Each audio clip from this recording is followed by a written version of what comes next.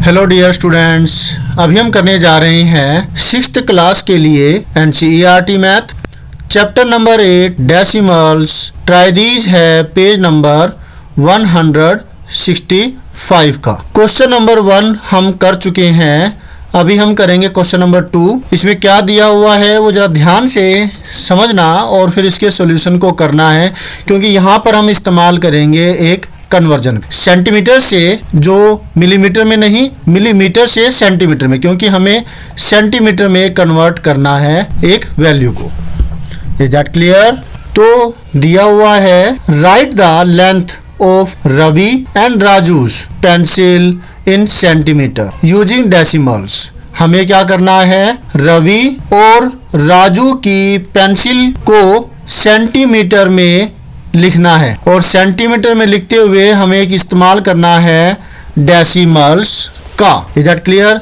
अब बात आती है, हमारे पास तो कोई लेंथ ही नहीं है, कन्वर्ट कैसे करें?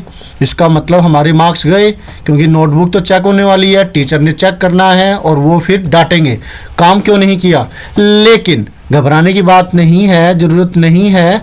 रवि और राजू की पेंसिल की जो लेंथ है वो हमें इस ट्राइजीज से ऊपर की पार्ट के अंदर दे रखी है, यहाँ नहीं, पेज पर, PDF के अंदर, आपकी बुक के अंदर ये रही। यहाँ पर दिया हुआ है रवि और राजू ने क्या किया, अपनी अपनी पेंसिल की लेंथ को मेजर किया।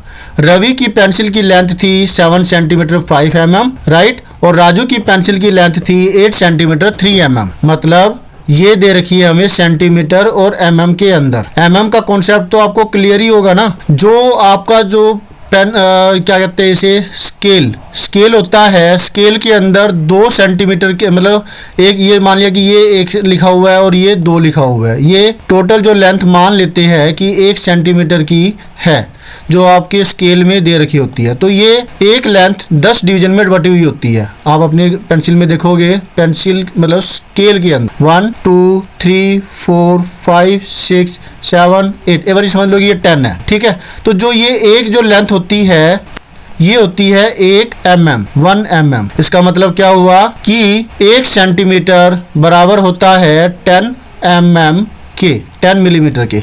लेकिन अभी आपके सामने समस्या है कि आपको 10 मतलब मिलीमीटर को कन्वर्ट करना है सेंटीमीटर में, क्योंकि हमें इस्तेमाल करना है डेसिमल का। तो क्या होगा, हमें तो mm की वैल्यू चाहिए सेंटीमीटर के रूप में। तो 1 mm कितने सेंटीमीटर के बराबर होता है? ये बिल्कुल वैसे ही है अगर मैं कहूँ कि एक जो पैसा है वो कितने रुपए के बराबर होता है, राइट। तो आप कहेंगे ये कैसे हो सकता है, 1 पैसे में कितने रुपए होते हैं? तो ये होगा डेसिमल का इस्तेमाल कर। मतलब क्या होगा कि जो ये 10 है ना, ये वाला 10 ये चला जाएगा डेनोमिनेटर में। मतलब 1 mm बराबर होगा 1/10 सेंटीमीटर के। हम इस कन्वर्जन का इस्तेमाल करेंगे और फिर इसे कन्वर्ट करेंगे मिलीमीटर को भी सेंटीमीटर में, और जो ये टोटल वैल्यू है जो हमें दे रखी थी उसको हम कन्वर्ट करेंगे इसमें सेंटीमीटर में। तो अब वो वैल्यू क्या है वो भी लिख लेते हैं और फिर हमें करने में आसानी हो। और जो ये ऊपर का पार्ट तो हम कर ही चुके हैं क्वेश्चन नंबर 1, तो इस क्वेश्चन नंबर 1 को भी हटाते हैं और फिर हमारे लिए स्पेस बन जाएगी, हमें सॉल्यूशन भी तो करना है, राइट। ओके, तो इस पार्ट को हटा दे। चलो भाई हटो यहाँ से, we don't have need of you. तो ये हट गया। तो मैंने ये लेंथ लिख ली, जो ये वाली लेंथ है ये रवि की पेंसिल की है, और जो ये वाली लेंथ है ये है राजू की पेंसिल की। तो पहले लेते हैं रवि का case. In the case of Ravi, right.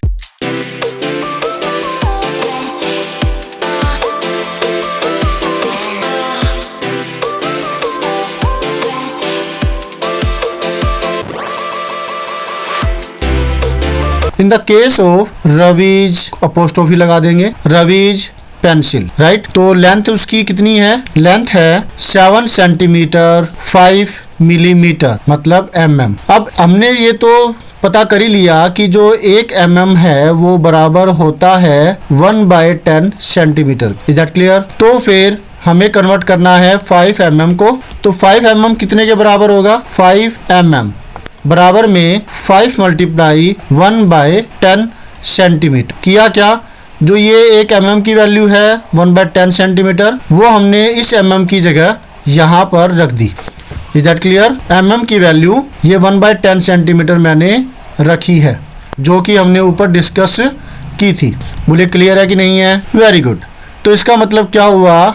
5/10। 5/10 का मतलब हुआ कि डेसिमल अभी कहीं नहीं है तो यहाँ है। अब क्योंकि 1 के बाद एक 0 है यानी कि 10, तो ये जो डेसिमल है 1 प्लेस तक छलांग लगाएगा लेफ्ट हैंड साइड में, और अगर ये होता 100 तो ये 2 प्लेसेस तक छलांग लगाता लेफ्ट हैंड साइड। इसका मतलब क्या हुआ? इसका मतलब हुआ कि अभी डेसिमल छलांग लगाने वाला है। कितना छलांग लगाएगा? एक डिजिट पर, यहाँ पर। ठीक है, तो ऐसा छलांग लगाने की वजह से इसका जो आंसर है वो हो जाएगा 5 की बजाय छलांग लगाई इसने यहाँ पर आया, और इसका जो आंसर है वो 0.5 हो जाएगा। ठीक है, 0.5 सेंटीमीटर। 5/10 की वैल्यू आ गई। तो फिर 7 सेंटीमीटर 5 मिलीमीटर बराबर हुआ 7 प्लस में 5 mm की वैल्यू तो हमने निकाली ना, ये रही। तो ये वैल्यू हम रखेंगे यहाँ पर 0.5। अब ये देखिए 7 है तो 7 को 7.0 लिखेंगे और 0.5 ऐसे लिखेंगे। डेसिमल के नीचे डेसिमल होना चाहिए, बात है ये रहेगी ना आपको ध्यान। गुड। तो प्लस करेंगे तो 0 + 5 तो हुआ 5, 7 + 0 हुआ 7, और डेसिमल के नीचे डेसिमल, तो हमारा आंसर आया 7.5। बोलिए यस और नो। गुड। तो 7.5 हमारा आंसर आ गया। डेसिमल की एडिशन कैसे करनी है वो भी आपने समझ लिया। 7.5 सेंटीमीटर ये होगा हमारा answer number 1 in the case of Ravi pencil, Ravi की पेंसिल के केस में। अब बारी आती है राजू की पेंसिल का केस, तो वो हम अभी निकालेंगे। ओके, अब लेंगे इन the case of Raju's pencil. Raju की पेंसिल के केस में यहाँ पर जो लेंथ है हमारे पास वो है 8 सेंटीमीटर 3 मिलीमीटर, जो हमने यहाँ पर लिखी थी, बुक में दे रखी है ट्राई दिस से पहले। Is that clear? गुड। अब 3 mm है, इसको कन्वर्ट करना पड़ेगा हमें सेंटीमीटर में, क्योंकि ये तो वैसे ही अपने आप में ही सेंटीमीटर में हमें वैल्यू दे रखी है। ठीक है, तो फिर वही कन्वर्जन का इस्तेमाल करेंगे। हम लिखेंगे 1 mm बराबर होता है 1/10 सेंटीमीटर के।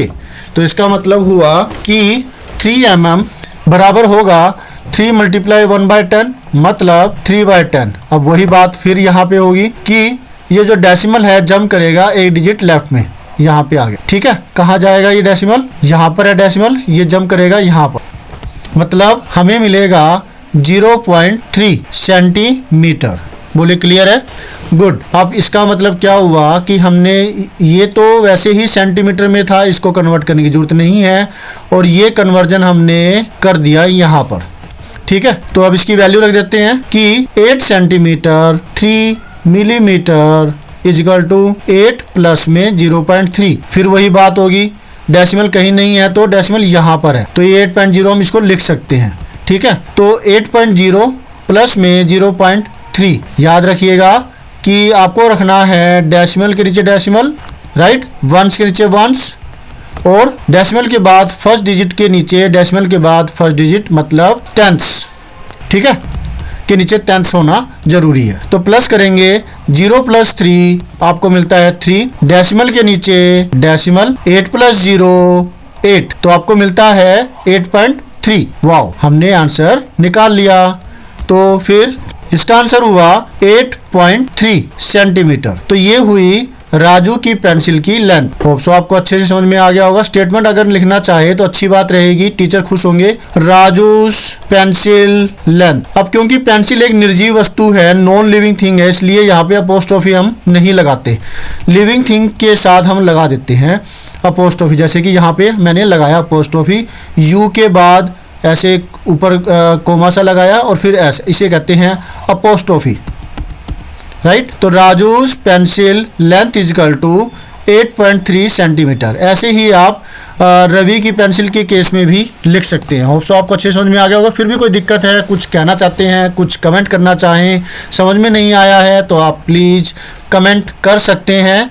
मैं पूरी कोशिश करूंगा आपके कमेंट के जवाब देने की, लेकिन आपको एक काम करना पड़ेगा, जहां दिक्कत है वहां पर आपको लिखना होगा ऐसा कुछ, जैसे कि आप लिख सकते हैं 2 ये कोलन लगा के इतना कि 2 मिनट 30 सेकंड, यहाँ पर आपको दिक्कत है। या फिर आप लिख सकते हैं कि जैसे 3 मिनट और ये इस तरीके से 3 सेकंड। तो ऐसा करने पे क्या होगा, मैं यहाँ पे जैसे ही क्लिक करूँगा तो वो प्रॉब्लम मेरे सामने आ जाए, क्योंकि उस वक्त मैं पढ़ा रहा होता हूँ तो सोचता हूँ कि भाई सामने वाला बच्चा है उसको भी कराना ज़रूरी है।